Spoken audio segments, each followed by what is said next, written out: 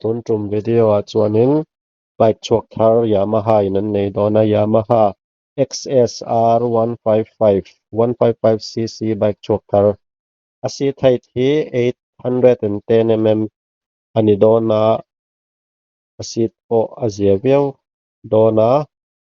a bike pian vel han en tai la he asit om dan ania he atnung light te hi tlemin aron dang to 155cc bike nan si thai ta hianin 810mm soita kangkhan ania hi ziaviau dona sit san lampang po mizo pa khalatan po tin he exhaust om dan le a bike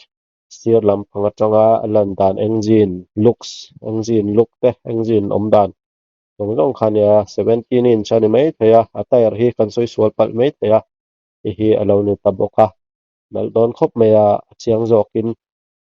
Aerox te o carb weight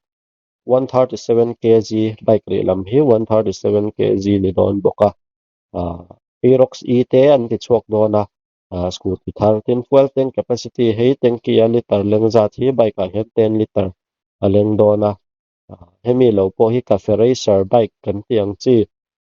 o heng ang tuna lang tha po hian non ti chok le dona tin Aerox E video danga kanon soyanga chok thar tur Yamaha company nan non siam chok no la India pon lansa tuna XSR kan soi lai mek po hi an lans thar ania India oma booking ati thei to aizol Yamaha po son booking an kalpui to an book churanga aizola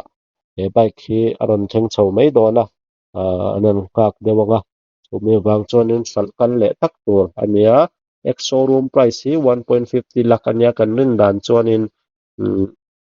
1.8 lakh chhovel on road thei tura ngai ani 1.7 1.8 lakh vela